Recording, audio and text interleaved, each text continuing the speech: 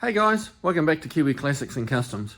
As you can see over my shoulder, we've got the Cougar Fastback up in the air. It's about time we got started on getting some rear suspension under this old girl.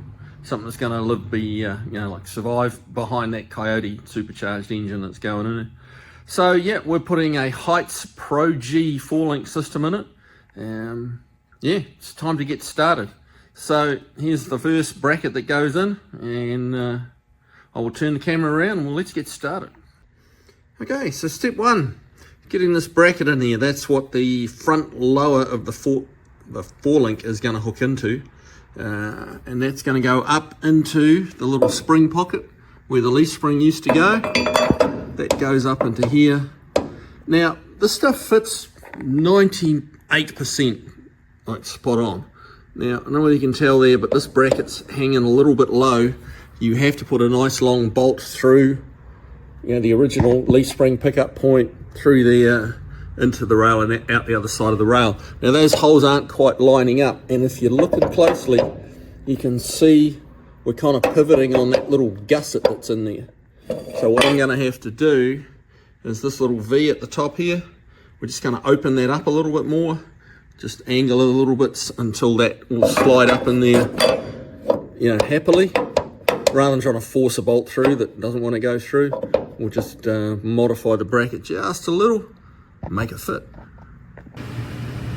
Okay, so here's the bracket. I've just really just beveled this edge of this little V that comes stamped from Heidts. And that's just allowed it to slip in. It's just more comfortable in there now. This nice big bolt will go through and just slip straight in instead of having to hammer it through. So yeah, that's ready to be bolted up.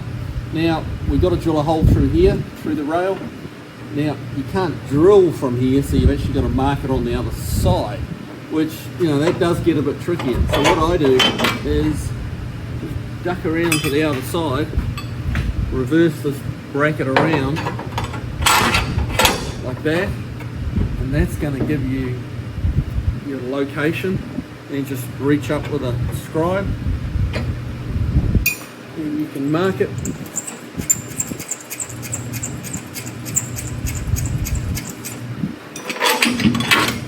And drill it through from here where you got plenty of room. You have to fight with the right angle drill that way. And you're good to go. So let's get that done, get it bolted in, and we'll be ready for the next stage. Okay, so got the holes drilled through here. We've got a bolt that goes in through like so. Now what Heidts do supply you is a couple of plates. One goes on the inside just to give some support to the rail so it doesn't crush when you tighten it up. That I'll weld onto the back of the frame rail just to give it a little more strength, so really discourage it from crushing. And they also give you this one. As you can probably see, there's quite a gap here. So this one goes up on the inside. That just fills up some of that gap. Now that didn't want to go in far enough because the rail tapers. So what I ended up doing was just grinding a little bit off the back here. And that just allowed it to slip in a little, and a little happier about doing it. And so that's going to go in there, like so. And that'll all clamp up a lot closer. That's going to be like that. I'll run a beater weld down here. Put it, or maybe actually even add a little piece in there just to strengthen it up. These brackets take a huge amount of torque. When you do that pro stock launch from the traffic lights, this gets a huge amount of stress forward. This one gets pushed forward, the upper mount gets pulled back. There's a lot of load, and every time you're accelerating, this is what's hanging onto it. This is the point that's pushing the car forward.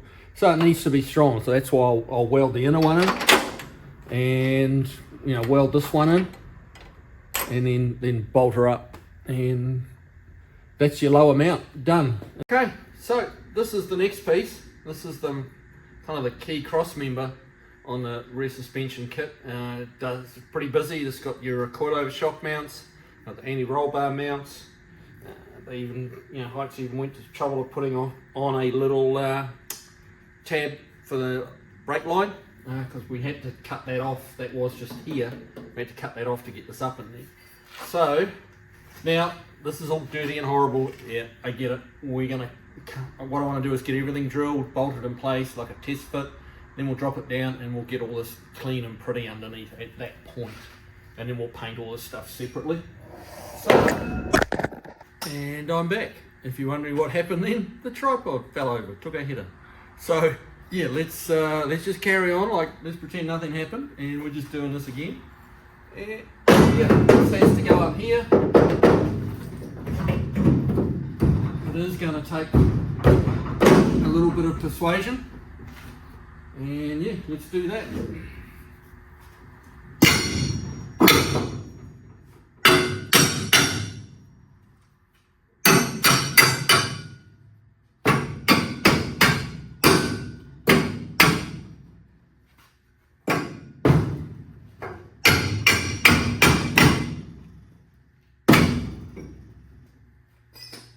Okay, so we got that in there. It's pretty straightforward stuff.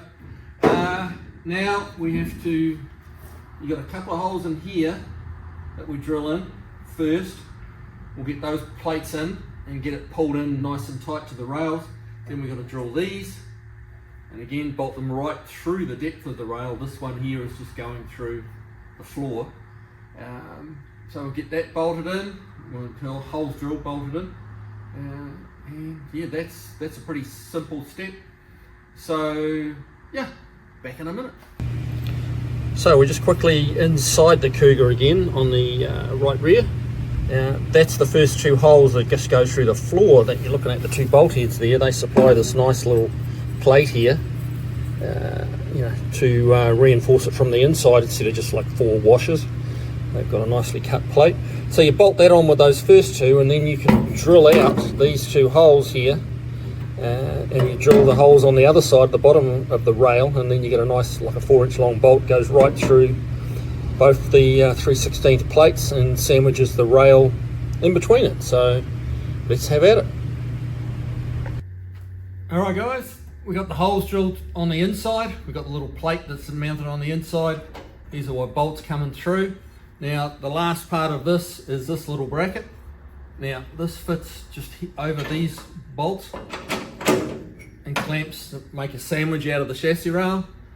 You then obviously tighten, we put nuts on here, tighten that up. We got bolts, we've got to drill through the rail crosswise, so you get a cross brace effect with all this bracketry. You got bolts that way, you got bolts this way, and another 2 up in here that you can't really see, but they're there.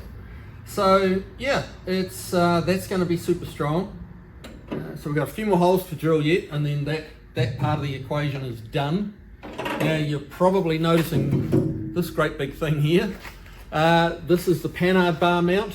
I've cleaned off a few of the brackets. There was a bump stop bracket up here which I've taken off.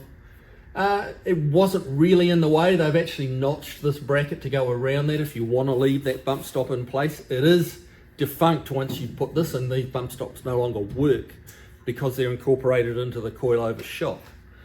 So you really don't need them, and I just think it looks a bit cleaner without them. So yeah, so once this is bolted, it's got to be drilled through this way and through this way. It has another little bracket that's kind of similar to this one, but it goes up here along there, so you got a big steel plate to go on there. That's all got to be drilled in. But man, I'm running out of day, so I'm going to call it a day.